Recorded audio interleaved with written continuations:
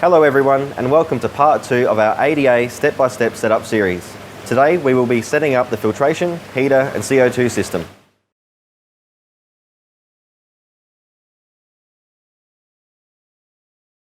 For the past few weeks I have been misting the aquarium twice a day and I left the light running 24/7. I have been using a twin T5 light as I have been waiting for my max spec light, otherwise I would have used the max spec from the start. So far, I am more than happy with the results from the HC. It's been growing really well and the slight bit of yellowing I had in the first week disappeared as quickly as it came up. The bellum hasn't taken to immerse growth very well. It's probably because where I have planted the bellum is quite thick with substrate that as I spray it daily, the water is draining too quickly and the roots aren't getting what they need. I was thinking about changing it out, but I might wait until the tank has been running a few weeks and make my decision from there.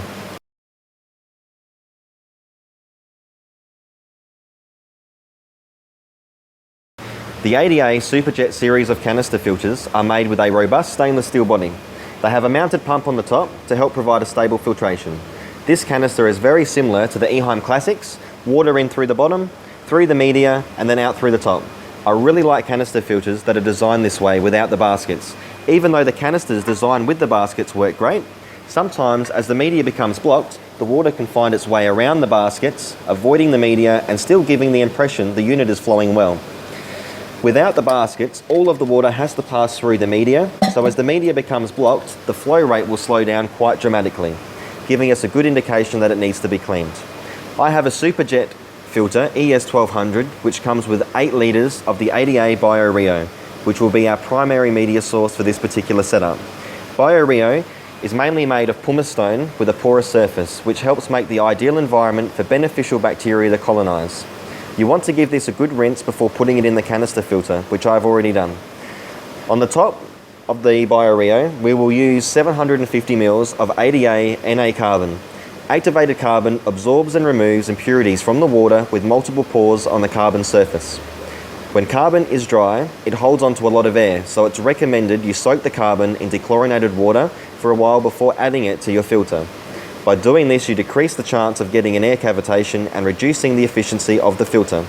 Unfortunately, I've sold out of the ADA carbon, so I have to put that in just before we fill the tank on the next video. Now let's set it up.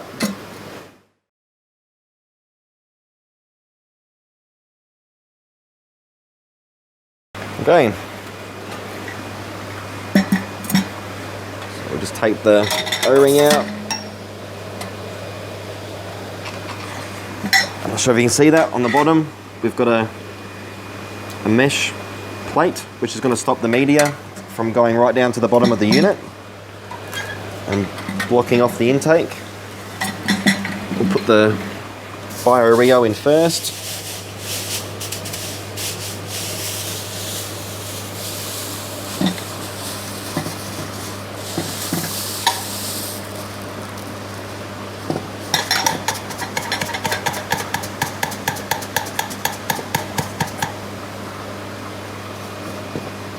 We may need to take a little bit of the BioRio out when the carbon gets here, but we may not either because the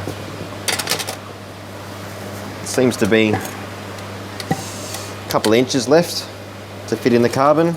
We might need to take 1 inch of the BioRio out though to make it fit.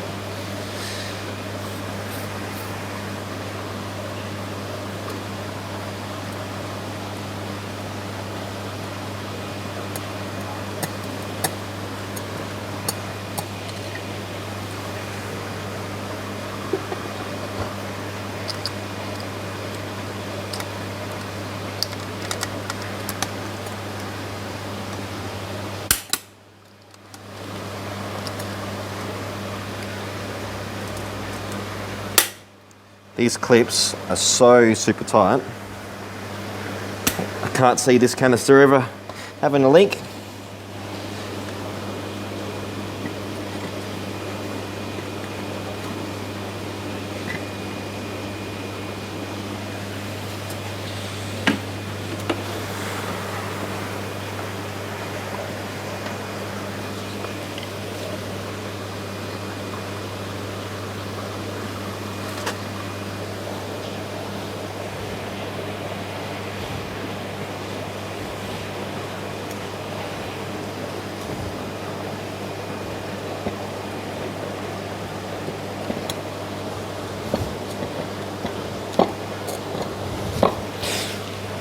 Put the inlet tube hose on and the clamp, which comes supplied with the unit.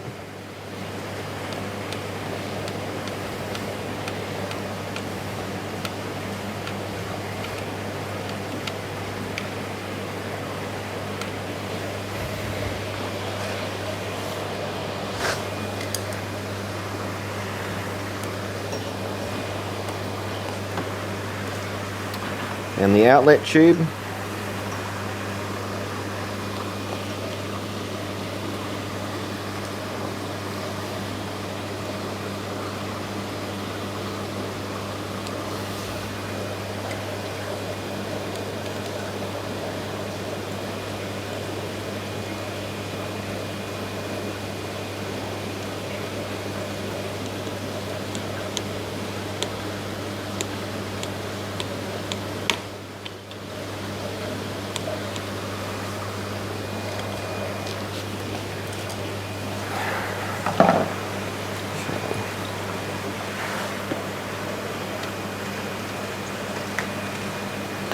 Put that out of the way for now.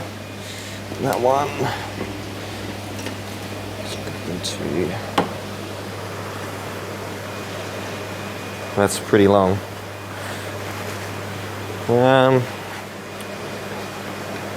Get our lily pipe out first.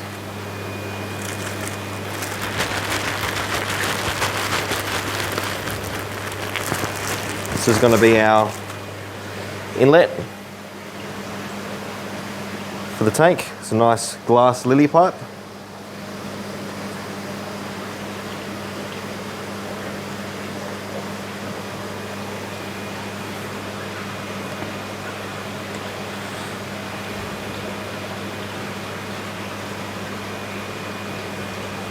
I want to leave a little bit of slack on the tube for when we need to clean the canister filter. So I'm thinking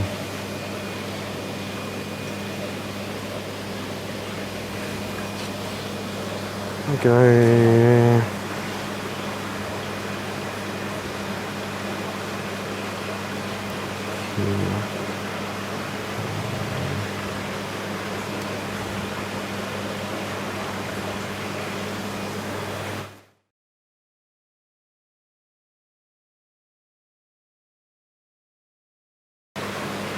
Bit of water on the suction cup so it'll stick nice.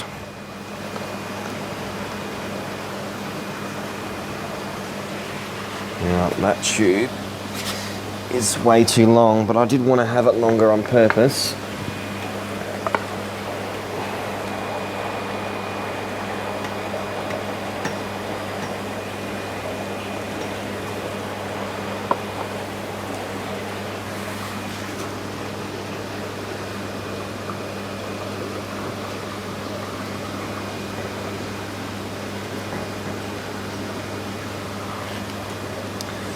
Maybe too long. Might need to cut that down a bit more.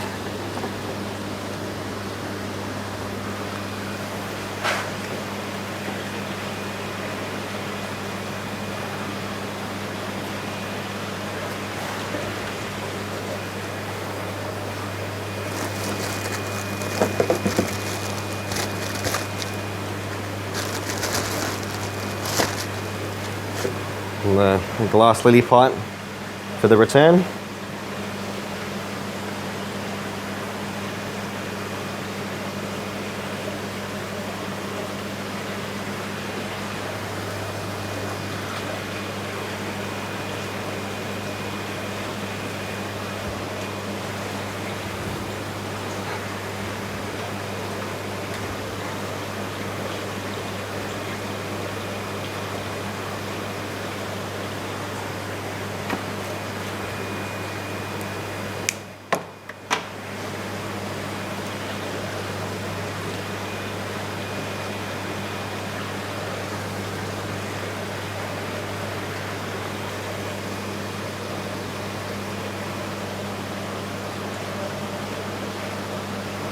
You want to push firmly, but not too hard. It's only glass.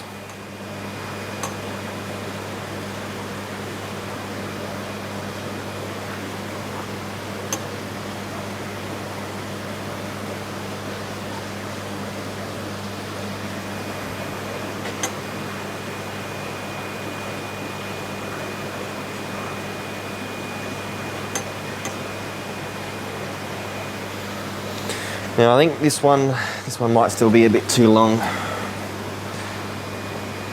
So I might shorten that real quick.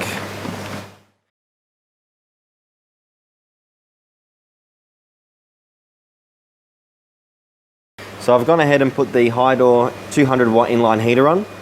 Normally this would be put on top of the filter on the outlet because the unit needs to be sitting vertical, but because I don't have enough room, I've gone and put it on the inlet, which should be fine. I've also used a zip tie to keep the pipe nice and straight, and it also helps to keep all this nice and neat.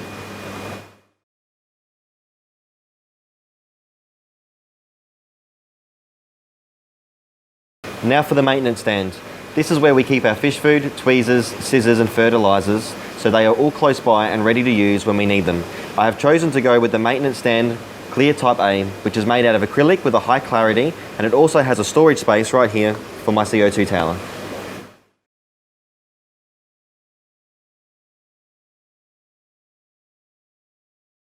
The CO2 tower is a refillable CO2 bottle which comes with a very nice stainless steel cover which will keep the CO2 bottle in an upright position. First we want to attach the ADA standard CO2 regulator. The regulator is equipped with a fixed pressure inhibition function of 0.30 MPa and has a two-stage safety purge system which prevents unexpected fluctuations in pressure and accidents while attaching the CO2 bottle. So here is where right there is the safety purge system. I don't know if you can see that on the camera. So first we'll pop that on. Make sure you got the little seal lined up right.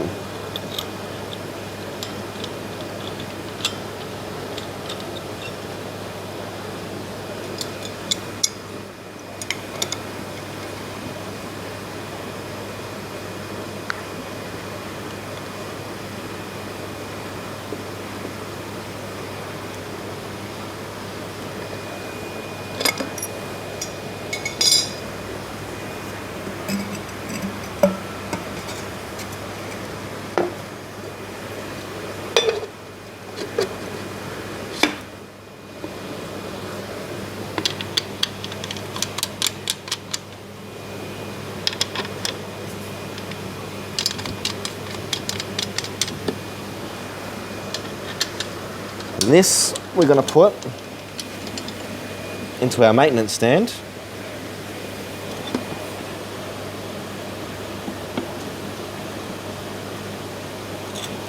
Like that.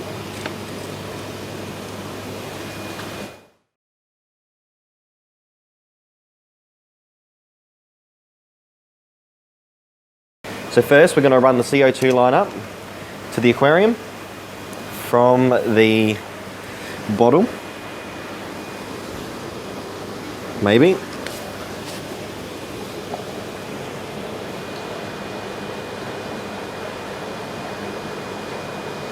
Oh, there we go. If I turn that, it's going to make it a lot easier, isn't it?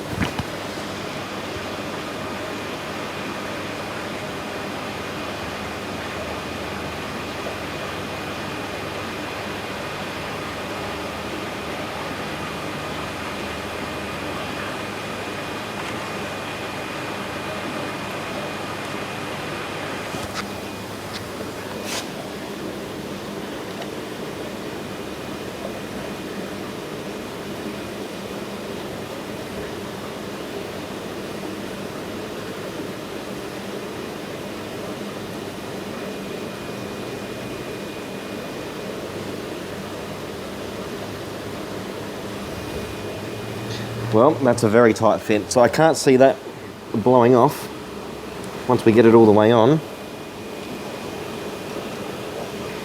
So just take that off.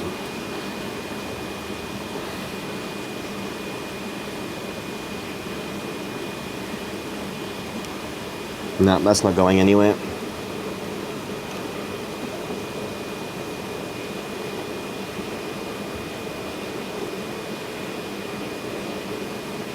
Okay.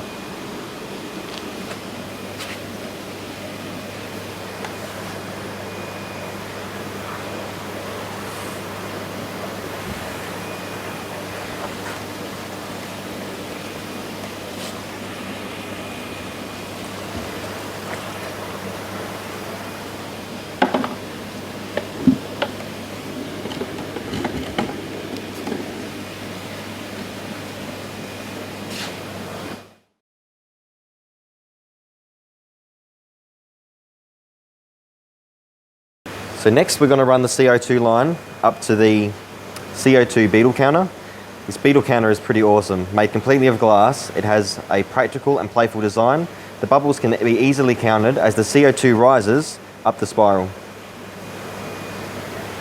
Just going to put a bit of water on the suction cups. And we'll position that roughly where we want it.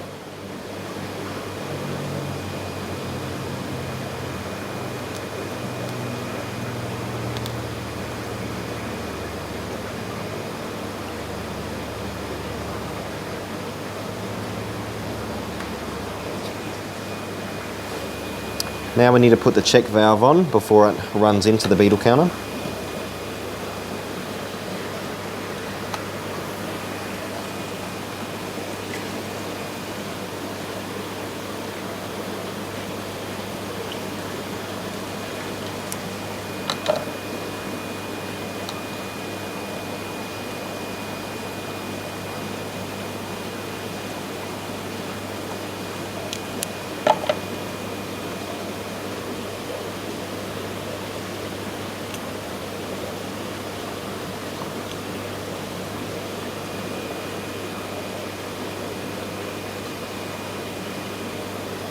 Try and put it on nice and careful because, as I said earlier, we are dealing with glass.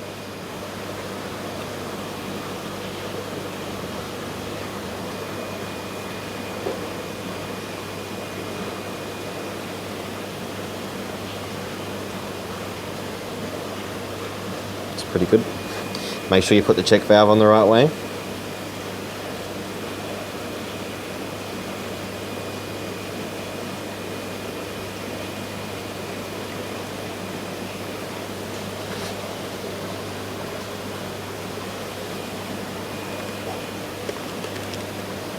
Then, once we attach that, we run the CO2 line up to the ADA joint glass piece, which will be sitting up here.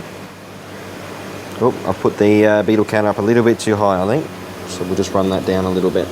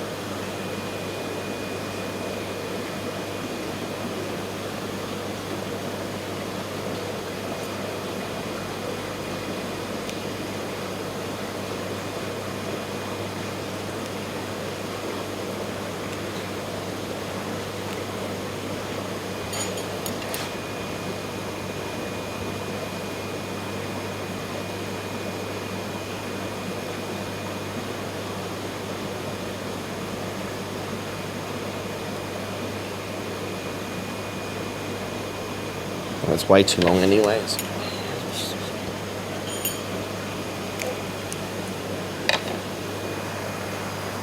Just going to put a bit of heat into that tubing.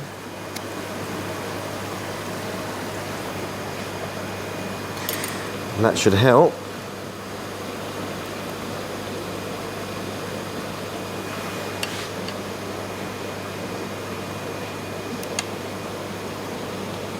This piece is very, very fragile, so I need to be very careful.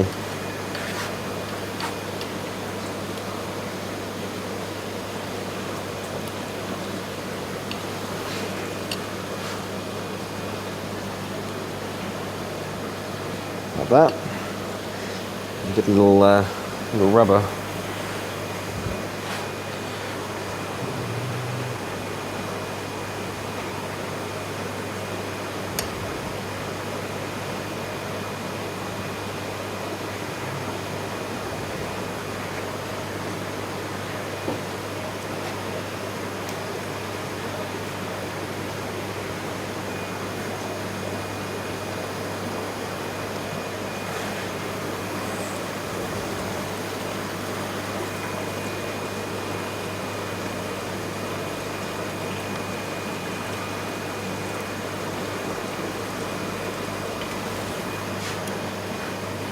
There we go.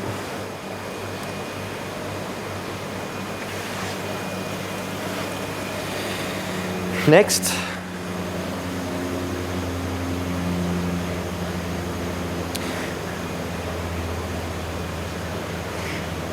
we would attach a CO2 line down to the pollen glass large diffuser. Unfortunately, the wholesaler was out of stock of the pollen glass large diffusers when I made my initial ADA order, but it will be here with my carbon and light in time for the next video update. So the diffuser is going to sit down here when we're finished, which will diffuse the CO2 going into the aquarium, which will then disperse throughout the tank.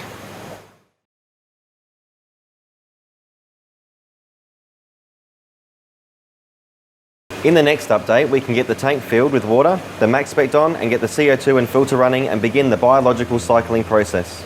Thank you all for watching again. I hope you can join me for the next update.